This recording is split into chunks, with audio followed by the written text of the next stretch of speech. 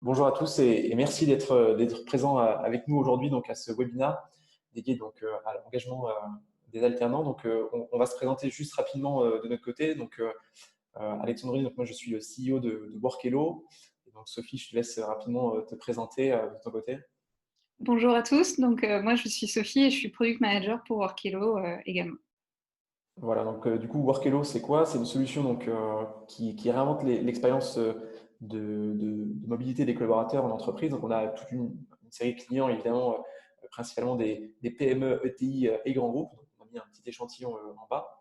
Et donc nous notre positionnement c'est, je sais pas Sophie si tu peux passer à la slide peut-être d'après. Ouais. Oups.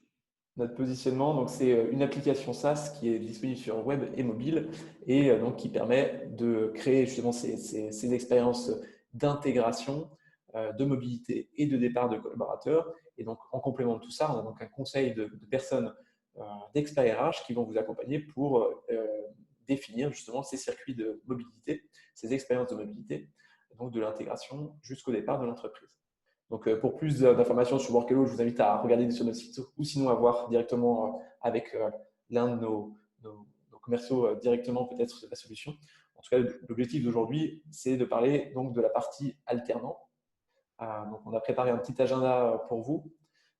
Donc, l'idée, c'est de décrire un petit peu sur voilà, comment engager les collaborateurs, les alternants, donc parler en partie aussi de la partie onboarding. Parler ensuite, faire une petite introduction sur la partie campagne d'alternance et notamment indiquer le fait que voilà, c'est une période qui est un petit peu sous tension avec beaucoup de recrutements qui sont consolidés sur un laps de temps assez limité, donc peu de ressources disponibles. Donc l'idée, c'est vraiment d'aller à l'essentiel et puis essayer de vous transmettre aussi nos conseils pour faire en sorte justement d'appréhender cette phase un peu de rush de manière la plus sereine possible. Et puis après, nous, rapidement à la fin, on reviendra sur le fait qu'on a une offre d'accompagnement justement sur cette partie alternance spécifiquement, où on peut vous permettre de faire gagner 85% de temps. Donc du coup, voilà, c'est un sacré gain de temps, c'est une nouveauté qu'on vient de sortir. Et puis après, l'idée, c'est évidemment, après, vous avez le petit chat en bas à droite, puisque l'objectif, c'est que ce soit un échange ouvert de questions-réponses. Donc si vous avez des questions, n'hésitez vraiment pas à les poser sur le côté. On est parti. Alors, donc juste rapidement, vous parlez des différents, donc principalement l'engagement des collaborateurs. Il se fait notamment de par le recrutement, l'étape de recrutement, mais aussi par l'intermédiaire de l'onboarding. Donc, c'est le sujet que nous, on souhaitait vous mettre ici en termes de constat. Donc, en disant que voilà, c'est une étape qui est importante dans la vie du collaborateur. Et donc, l'engagement des alternants passera aussi par un onboarding qui sera réussi. Pour nous, l'onboarding, c'est quoi? Ça commence en pré-boarding, donc avant l'arrivée du collaborateur dans l'entreprise, et ça se continuera également lorsqu'il sera dans l'entreprise. Donc cette phase en amont est importante et donc inclut aussi notamment la partie peut-être ce qui peut se passer aussi sur la partie recrutement. Et donc voilà, on a mis ici quelques chiffres qui montrent un petit peu l'importance du sujet. Donc vous êtes conscient en tout cas de ces sujets. Une étude de Parlons RH a indiqué que l'expérience collaborateur devait passer par tout d'abord en étape numéro 1 l'amélioration de la partie onboarding. Donc voilà, pour vous montrer un peu l'urgence du projet, en tout cas côté entreprise. Si on passe à la slide d'après, pour les alternants, du coup, on essayait de paralléliser un petit peu le onboarding avec ce qui va se passer pour les alternants. Et donc, on définissait différents points. Je ne sais pas si Sophie, tu peux peut-être aborder ces différents points-là. Bien sûr. La particularité en fait sur une population d'alternance, comme vous devez sûrement le savoir, c'est que déjà on est sur un temps un peu particulier. On est sur une première source de recrutement pour les entreprises. C'est généralement sur les alternants qu'on va essayer de se baser un maximum pour pouvoir recruter ensuite en CDD ou en CDI. Donc c'est une intégration et c'est un moment fort qu'il ne faut pas louper. Donc c'est assez important. D'autant plus les alternants, l'intégration de l'alternant, elle est importante parce que c'est un vivier qui va être qualifié et qui va être déjà formé à votre organisation. et aussi à votre culture, donc pendant 1 an ou 2 ans, voire même un peu plus. Donc voilà, c'est un vivier sur lequel vous investissez beaucoup et sur lequel du coup l'engagement est d'autant plus important et vous avez envie qu'à la fin de la mission, déjà que tout soit super bien passé, ça c'est ce qu'on souhaite tous, mais c'est aussi dans un deuxième temps que la personne elle soit engagée et motivée pour continuer ensuite. Donc ça c'est un premier point. Généralement, nous, ce qu'on voit aussi quand on discute avec nos clients, c'est que c'est aussi une population qui vous sert d'échantillon test, entre guillemets, pour pas mal de tests de marques employeurs, pour pouvoir tester, par exemple, voilà, des innovations digitales ou de tester de la gamification ou des journées d'intégration type, par exemple. Donc c'est aussi une population sur laquelle ils aiment bien pouvoir tester des choses et être voilà, sur le devant de la scène, entre guillemets, pour tout ce qui est marque employeur. Donc, voilà, c'est une population très réceptive pour ce genre d'aspect. Et voilà, l'alternance, de manière générale, c'est une occasion en or pour eux, pour être motivés à rentrer chez vous, parce que c'est pouvoir tester leur motivation, c'est pouvoir tester leurs compétences avant de décider si oui ou non vous voulez les recruter. Donc, voilà, c'est vraiment un tremplin vers la suite. Et donc, le message qu'on veut vous faire passer là-dessus pour terminer cette introduction, c'est que finalement, ça nous paraît vraiment essentiel de se dire que l'intégration et donc le temps et l'engagement qu'on va essayer d'y passer en tant que RH doivent vraiment, vraiment être focalisés sur le début de l'alternance et non pas au moment où on arrive à les convertir ensuite en contrat.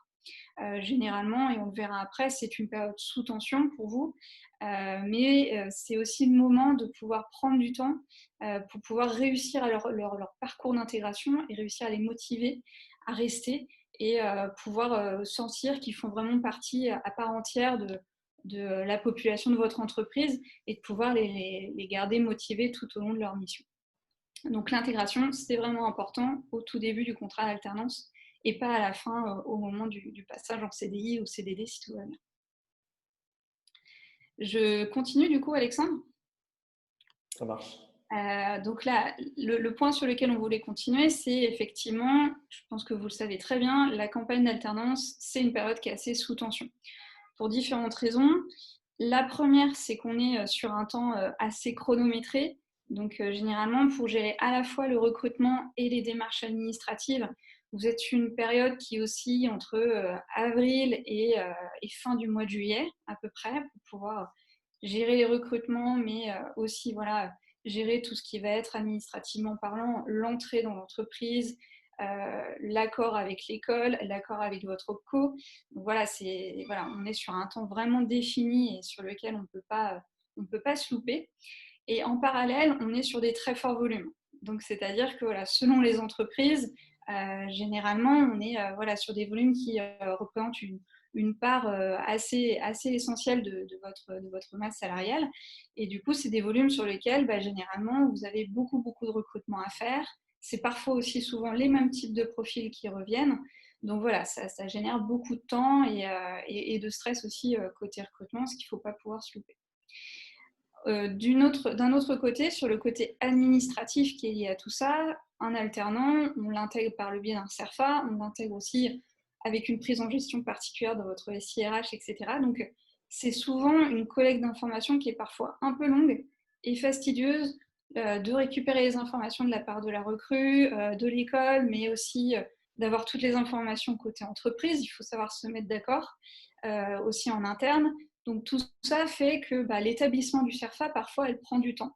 Et c'est même parfois encore une démarche qui est faite sous format papier. Donc voilà, c'est assez particulier et ça peut prendre beaucoup de temps sur des démarches qui restent assez longues, puisqu'ensuite vous devez le transmettre à votre co. Donc vous passez du papier au digital, vous avez à la fois le téléphone, le mail, le papier. Bref, c'est pas très agréable à gérer. Pourtant, c'est ce qu'on discutait juste avant, c'est que voilà, c'est des moments forts en termes d'impact de marque employeur. C'est un très fort thermomètre, la campagne d'alternance, puisque ça vous permet de voir quel est votre impact et quelle est votre image. Est-ce que vous arrivez justement à avoir de très très forts volumes? Du coup, l'attention, elle se porte plus sur la partie présélection, ou au contraire, vous êtes plutôt sur une entreprise où vous devez au contraire forcer et pousser l'image de votre entreprise pour être plus connu et reconnu auprès des alternants pour pouvoir justement récupérer assez de volume et réussir à combler vos alternances. Et un dernier point qui est pas des moindres, c'est l'implication des managers. Donc ces managers qui souhaitent évidemment des recrues parce que voilà, il y a un besoin, il y a une mission à proprement parler et qui doivent être impliqués dès le recrutement, mais aussi dans la période d'intégration. C'est très très important. Et donc vous avez évidemment un rôle à jouer sur cette période d'autant plus en tension pour pouvoir mettre le manager dans ce process et le sentir impliqué. Donc c'est une période pas forcément très simple. Du coup, comment réussir? Donc c'est comment est-ce qu'on réussit ces campagnes d'alternance et qu'on arrive à sortir de là gagnant. Donc nous, on a identifié en fait 3 grands piliers qu'on souhaitait vous partager et qu'on va du coup voir un petit peu plus en détail dans les slides suivantes et qu'on va détailler un petit peu avec Alexandre. Le premier pilier, c'est évidemment sur le recrutement, en focalisant sur les bonnes sources de recrutement et les partenariats gagnants, avec notamment les formations cibles que vous pourriez identifier. Donc, on a quelques petits conseils à vous donner sur cette partie-là pour pouvoir réussir et gagner du temps. Et aussi, si on peut gagner du temps aussi sur un autre aspect qui est plutôt assez agréable, c'est les démarches administratives qui prennent un temps faramineux. Donc, comment limiter le temps que vous passez à récupérer et collecter les informations dans tous les sens, établir le CERFA, le transmettre à l'OPCO, gérer votre intégration dans la paye, etc. Donc, tout ça, on a aussi des petits conseils à vous donner et vous présenter aussi ce que Workelo pourrait vous amener si jamais cela peut vous intéresser sur l'optimisation.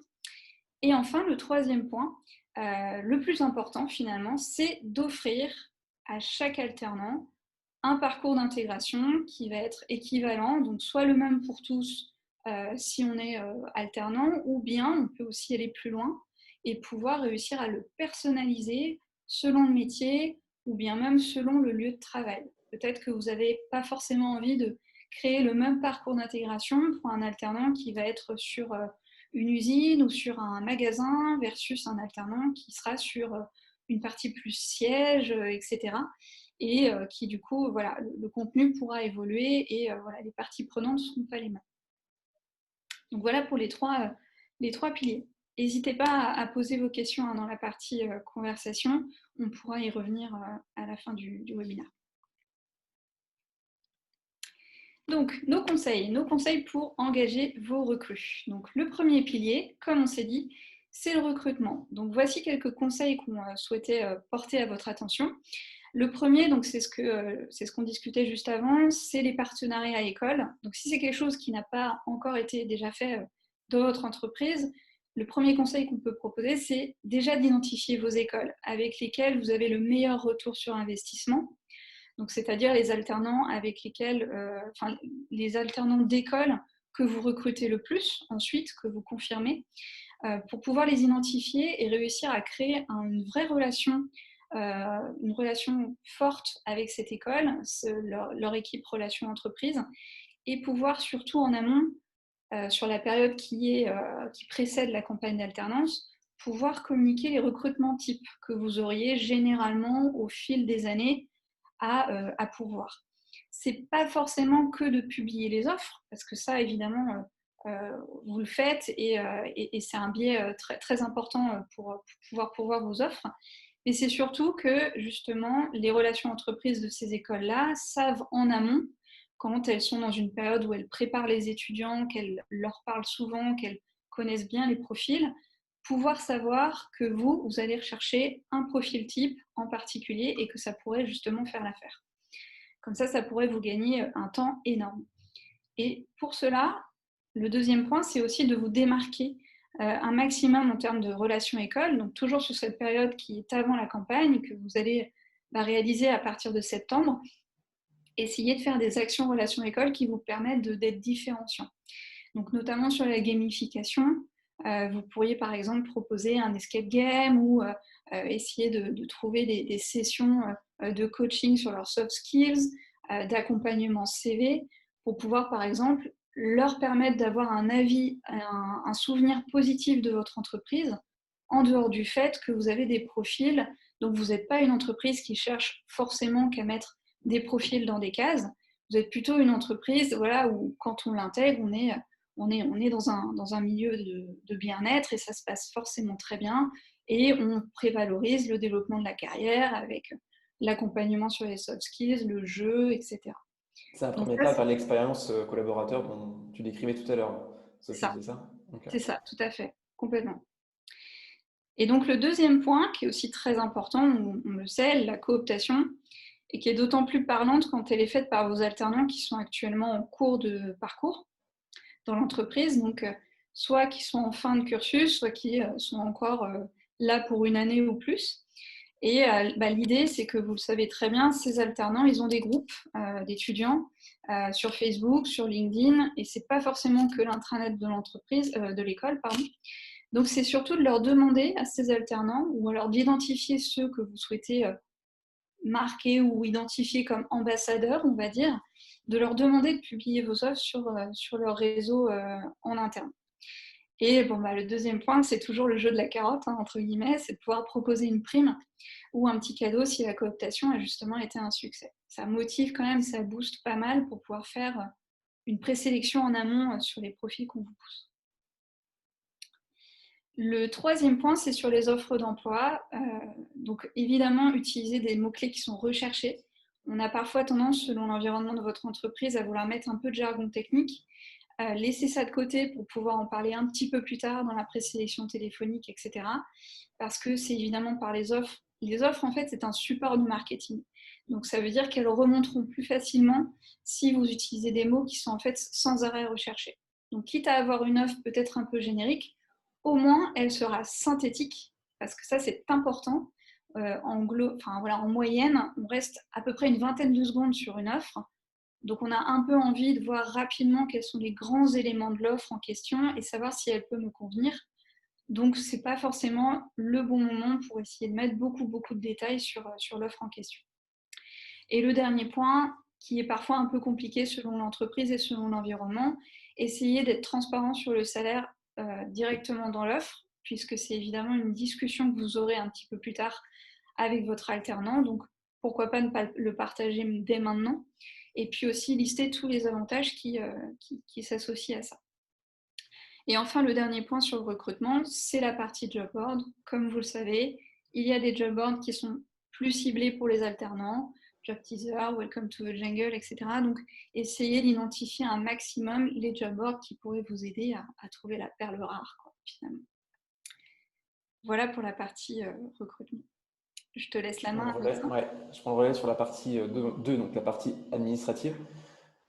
Donc, administratif, c'est, comme disait Sophie tout à l'heure, c'est un sujet assez important, notamment quand on a des alternants. Donc, le processus administratif est assez long. En plus, donc, déjà, c'est tripartite, donc école, collaborateurs, futurs collaborateurs et également entreprise.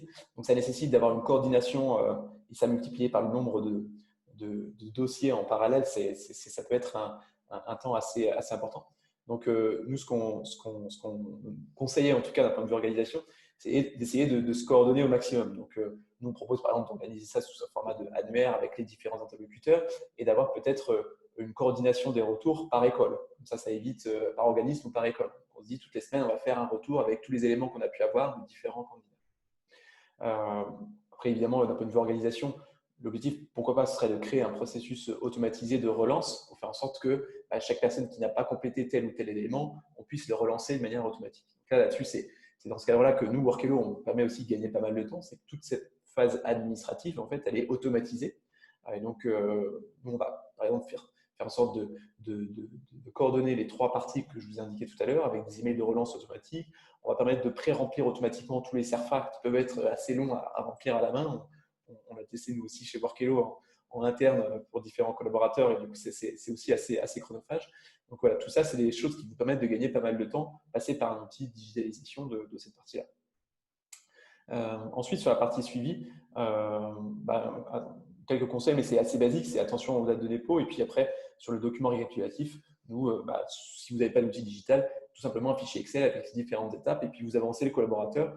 Sinon, des outils comme Trello, par exemple, si vous arrivez à gérer ça à un premier niveau, vous permettent de garder différentes étapes, en tout cas de garder le fil des différents recrutements en cours et des différentes étapes à avancer.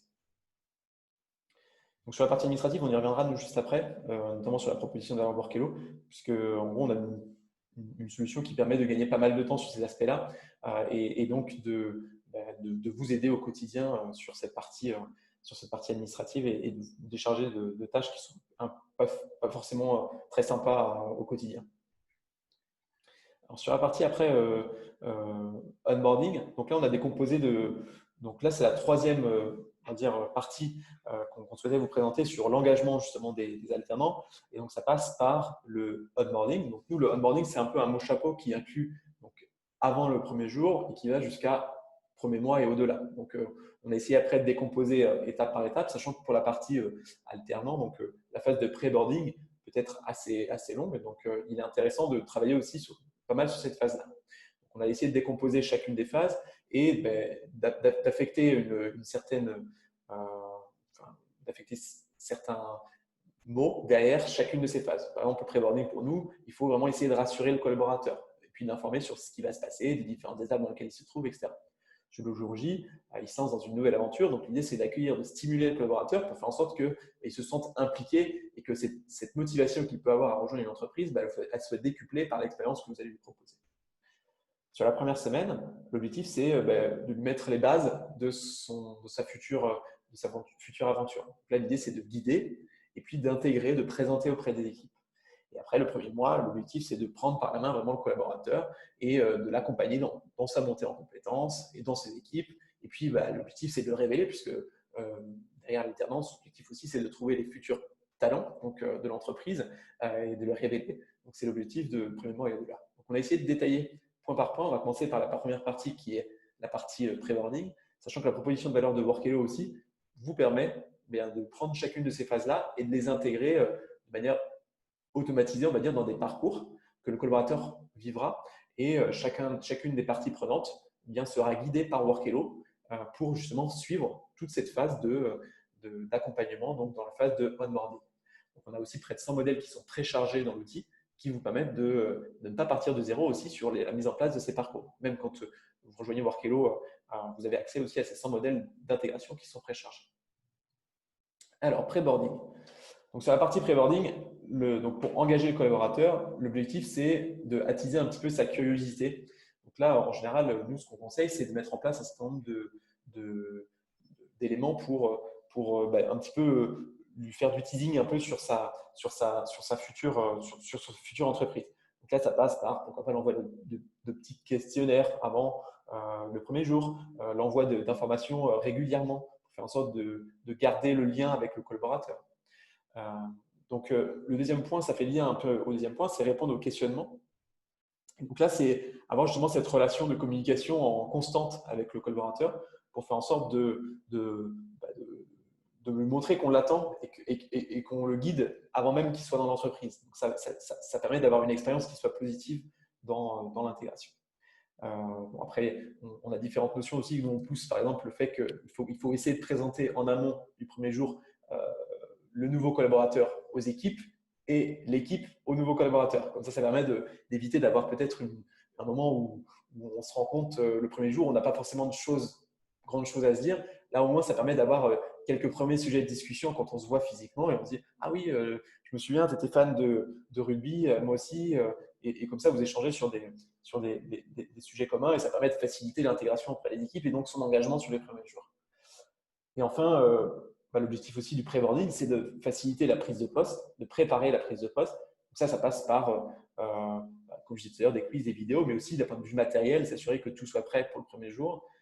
Et puis d'un point de vue aussi, on l'a dit tout à l'heure, administratif. Hein, mais voilà, l'objectif, c'est de concentrer dans la phase de pré-boarding toute cette phase de préparation. Alors, sur la partie après, jour de l'arrivée, donc on saute une étape dans le temps. Donc là, on est le premier jour. Donc là, l'objectif, c'est on brise la glace, on fait en sorte de discuter avec le collaborateur. Donc là, pourquoi pas un petit déjeuner.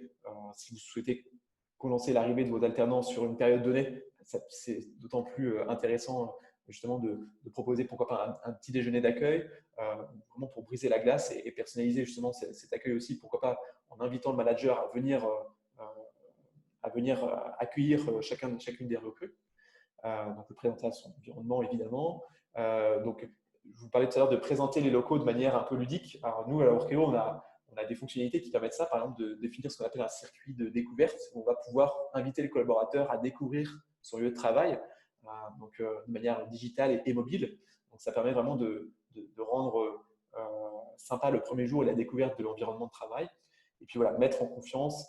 Et n'hésitez pas aussi à collecter du feedback dès le premier rendez-vous, enfin dès le premier jour, pour que en gros, vous puissiez vous aussi améliorer le parcours et puis que vous puissiez un petit peu sonder le collaborateur ou comment il se sent par rapport à son intégration et à ce qu'il attend dans les prochaines semaines. Alors, si on continue un petit peu le parcours, donc là, on est sur la première semaine. Donc là, sur la première semaine, l'objectif, c'est de lui expliquer un petit peu quels vont être ses objectifs. Donc là, on va essayer de décrire un petit peu ce sur quoi on va l'attendre sur les premières semaines. Donc, on sait que l'alternance, c'est une phase où on va beaucoup, on va former le collaborateur, on va lui apprendre un certain nombre de choses. Donc, il est intéressant aussi de lui donner des objectifs pour qu'il sache exactement, dans le point de vue formation, ce qu'on attend de lui sur les premières semaines. Donc, dès la première semaine, c'est intéressant de fixer ses objectifs avec lui. Comme ça, au moins, vous l'impliquez aussi dans son parcours et vous l'engagez dans son intégration. Donc, favoriser aussi la montée en compétences progressive. Des fois, ça nous arrivait de discuter avec certains prospects, donc entreprises qui n'étaient pas encore clients Workelo et qui arrivaient avec des fois le premier jour, voilà, tu as ta pile d'éléments à lire, à consulter, tu as 3 mois pour monter en compétences sur tout ça. Non, il faut essayer de faire en sorte que ce soit progressif, de cadencer un certain nombre d'étapes pour faire en sorte que le collaborateur puisse y aller progressivement dans son intégration. Les outils internes, évidemment, donc là, lui donner un accès à tous les outils en interne et puis le former à tous les outils et puis renforcer ce lien et suivre un petit peu, donc là, c'est toujours la notion de feedback derrière, suivre vraiment en continu les intégrations. Et enfin, premier mois et après, on a essayé de condenser ça sur ces 4 notions-là. Donc là, le premier mois et après, c'est essayer un petit peu d'ajuster pour aider en tout cas le collaborateur à se révéler, si il y a besoin d'ajuster les parcours, puisqu'il y a des collaborateurs qui ont besoin peut-être d'un peu plus d'accompagnement sur un certain nombre d'aspects. Donc là-dessus, sera à vous d'ajuster. On pousse aussi beaucoup évidemment le rapport d'étonnement que vous connaissez, j'imagine.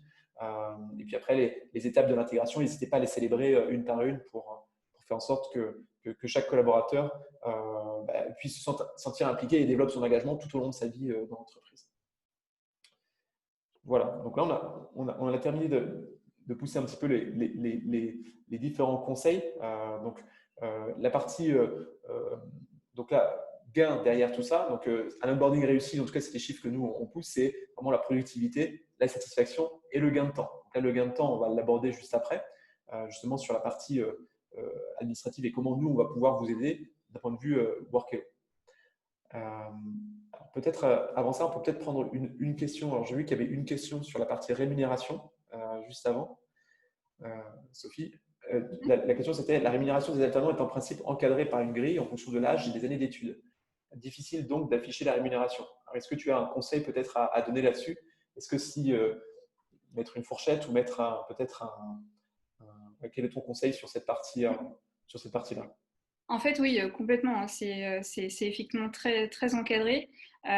Parfois, dans certaines entreprises, on se permet, selon les écoles cibles, donc les écoles qu'on identifie comme vraiment étant nos forts moteurs de recrutement, nos forts viviers de recrutement, on essaye d'augmenter un peu ces paliers et de montrer que justement, par rapport à une école ou une autre, on est sur des paliers un peu différents et un peu plus gagnants pour l'alternant. Donc, ce qui voudrait dire que, par exemple, vous pourriez faire des offres différentes selon l'école où est-ce que vous poussez cette offre d'emploi. Par exemple, si c'est une offre que vous allez pousser par un de vos alternants ambassadeurs et qui va aller le pousser sur une école type A, pour cette école-là, si vous savez que c'est une école cible et que le salaire et la fourchette du coup sera plus haute, c'est un point à appuyer. Ça veut donc dire personnaliser un peu plus les offres, mais c'est quand même vecteur de forte valeur ajoutée parce que ça veut dire que les alternants comprennent que voilà, c'est un peu plus valorisé que la vraie grille, entre guillemets, encadrée légalement. Une question sinon une autre question concernant cette partie rémunération. Donc les grilles peuvent dépendre des conventions collectives. des conventions d'entreprise, pardon. Et donc, est-ce qu'on peut afficher la convention en vigueur? Ça peut être une pratique pour justement montrer. Bah, totalement, totalement. Après, entre nous, je ne suis pas forcément sûre que l'alternant ira vraiment creuser le détail, etc. Mais pourquoi pas? Pourquoi pas? En tout cas, le plus de détails vous pouvez donner aussi sur cette petite partie-là, le plus l'alternant ne va pas non plus aussi chercher à négocier un maximum et comprendra aussi que bah, c'est lié soit à un avantage lié à l'entreprise, donc parfait, je prends et je postule, soit effectivement le cadre est lancé, c'est le cadre en vigueur pour les alternants actuellement, et la discussion est close et s'arrête là, et du coup la motivation elle doit vraiment se porter ensuite sur le contenu du poste. Mais oui, c'est une bonne idée. Ouais. Très bien. Euh, on peut peut-être passer justement sur l'étape d'après. Sophie, je te laisse ta main. Ouais. Donc, comment Workello peut vous aider? Finalement, aujourd'hui, donc ce qu'on vous a montré un petit peu à travers les slides qui viennent de se terminer, c'est que nous, en tout cas, via notre plateforme digitale, qui est une plateforme SaaS, donc facile d'accès, on vous permet deux grands avantages. La première, c'est la gestion automatique de l'administratif. Donc, c'est essayer de réduire un maximum le temps que vous passez sur l'administratif, notamment sur l'établissement du CERFA. On va le voir en détail juste après. Mais on a réussi à vous faire gagner un temps considérable sur la collecte de l'information et sur le pré-remplissage du CERFA, mais aussi de manière plus globale sur l'ensemble des informations et des documents que vous devez récupérer de la part de la recrue, de l'école, organismes de formation de manière plus générale, et voire même de locaux. Donc ça, c'est vraiment un gain énorme. Et comme on l'a dit tout à l'heure, on arrête de perdre du temps sur ces démarches qui vous prennent beaucoup de temps et qui sont à faible valeur ajoutée. Et on essaye de gagner du temps justement sur d'autres actions qui vont être créer des parcours qui sont engageants, pertinents et qui donnent envie à l'alternant d'aller jusqu'au bout de sa mission et encore plus de rester ensuite sur un job et sur un poste qui va vraiment lui convenir. Et enfin, le deuxième aspect, et c'est vraiment notre cœur de métier, c'est l'expérience ultime d'intégration, dans le sens où vous, en tant qu'entreprise, vous allez faire confiance à Workello pour vous proposer une plateforme digitale d'intégration. Cette plateforme sera totalement à votre image. Donc ça, c'est un point très important. On travaille en marque blanche, donc ce qui veut dire que quand on arrive dans l'entreprise A, on est dans un environnement de l'entreprise A uniquement, avec l'ensemble des actions qui sont associées, des challenges, des quiz, le circuit découverte dont on parlait, des e-learning, des checklists, un planning, tout ce qui fait que la recrue se sent rassurée et engagée et motivée jusqu'au bout de son parcours d'intégration. Et plus évidemment si c'est possible. Donc voilà, donc on est sur des taux de satisfaction qui sont très très forts et nos clients justement nous ont fait confiance pour la partie alternant qui voilà, est une partie en plus qu'on adresse désormais cette année pour justement leur aider à gagner du temps sur ces deux aspects. Du coup, je pars sur la partie administrative. En clair, dans Workello, en fait, comment ça va se passer, c'est que justement l'alternant, l'entreprise et l'école, après s'il y a d'autres parties prenantes selon nos spécificités, on peut en rajouter d'autres, donc il n'y a pas de problème. Chaque partie prenante va recevoir un formulaire à remplir, un formulaire en ligne qui, justement pour l'école, ne nécessite pas de login, mot de passe pour pouvoir réussir à le remplir. Ça va être quelque chose qui va être transmis rapidement par mail et par le biais d'un simple lien pouvoir être complété. Et sur ce formulaire, on va lui demander du coup toutes les informations dont on a besoin pour établir le CERFA. Donc, ce qui veut dire qu'en un clic, vous allez pouvoir, au moment où vous allez finaliser le parcours d'intégration, décider de réaliser l'établissement du CERFA et d'envoyer ces demandes de formulaire à l'ensemble des parties prenantes. Donc, c'est hyper rapide. Et ensuite, la collecte des informations se fait au fil de l'eau pour chacune des parties prenantes. Et derrière, ce qu'on fait, nous, c'est qu'on vous met à disposition le bon CERFA, contrat de professionnalisation ou contrat d'apprentissage, pré-rempli avec l'ensemble des informations.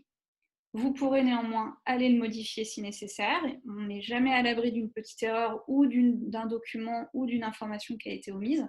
Donc ça, vous pourrez toujours, vous, en tant que RH, retourner dessus pour le modifier et retélécharger à votre guise le CERFA qui a été pré-rempli. Ensuite, du coup, l'étape qui suit, on peut, nous, évidemment, se connecter à votre OPCO pour pouvoir justement pousser ces informations-là directement à cet OPCO-là et vous permettre de gagner un temps considérable, de ne plus retourner sur la plateforme de l'OPCO, refaire, etc., etc. Chaque démarche pour chaque alternant. Donc, si vous êtes sur des très, très forts volumes, c'est quelque chose qui prend beaucoup de temps. Et enfin, évidemment, avec votre SIRH aussi, ça peut vous permettre de gagner du temps. Donc voilà, on est sur un processus très simple qui peut vous faire gagner beaucoup, beaucoup de temps sur cette période assez dure et en tension pour justement gagner du temps pour le reste, quoi, pour l'intégration et le recrutement et réussir votre campagne au global. Et enfin, donc, une expérience collaborateur ultime et complète. Le vrai point d'orgue que Workelo va s'efforcer de compléter, c'est de gommer au maximum les frictions opérationnelles qui vont s'identifier au moment de l'intégration. Je pense que vous l'avez tous vécu. C'est OK, on a une recrue qui arrive. Comment est-ce que je gère avec le manager? Qui est-ce qui fait ça? On doit lui préparer son matériel. Comment est-ce que je communique cette information-là? Donc, on est parfois un petit peu sous l'eau d'une tonne de mails, de checklists Excel d'un côté, de planning qui n'est pas forcément très bien défini parce qu'on n'est pas sûr des dates, etc. Donc, l'idée, c'est de pouvoir tout centraliser dans Workelo, que chaque personne qui doit avoir un rôle dans l'intégration puisse s'y connecter. Le manager, très important aussi, parce que ce n'est pas une affaire uniquement RH, c'est une affaire managériale. Donc, le manager a sa force dans Workelo pour pouvoir voir l'ensemble des actions qu'il a réalisées, le planning également, et pouvoir planifier les rendez-vous, gérer le matériel, etc. Donc, on est vraiment sur une expérience collaborateur engagée et qui vous permet, vous, de réussir et de diminuer un maximum vos turnovers par la suite. Voilà, je crois que j'ai terminé. Je ne sais pas si tu voulais compléter quelque chose, Alexandre, toi, de ton côté. Non, mais c'est très, de mon côté, c'était très clair. Si pour vous, en tout cas, il y a quelques questions, n'hésitez pas à les poser sur le côté. En tout cas, ce que tu viens de proposer, Sophie, en termes de lancement, de notre côté, on sait que le timing, c'est maintenant pour les alternants. Donc, de notre côté, en tout cas, on a l'équipe qui est prête de notre côté à vous accompagner. On a des temps de lancement qui sont vraiment très réduits. On est de l'ordre de 10 jours seulement pour le lancement de notre application au sein de vos organisations. Donc, vraiment, on peut coller, en tout cas d'un point de vue timing, avec vos attentes et avec vos besoins du moment. Donc, on est vraiment une solution qui peut s'adapter très facilement. Voilà. Donc, en tout cas, d'un point de vue juste conseil, on espère que ça a été clair de votre côté. On a essayé de vous donner un maximum de conseils, donc à la fois sur la partie recrutement administratif et aussi sur la partie onboarding, donc qui sont donc les trois parties qu'on gère de notre côté. N'hésitez pas à continuer sinon à revenir vers nous si vous avez des questions, si vous souhaitez en savoir plus aussi sur cette fonctionnalité qu'on a lancée d'alternant. En tout cas, nous, on est disponible pour vous accompagner. N'hésitez pas. Si vous souhaitez une démonstration, etc., n'hésitez pas à nous contacter pour qu'on puisse vous montrer les choses dans la vraie vie. Exactement. Merci à tous, en tout cas. Merci. À bientôt. Au revoir.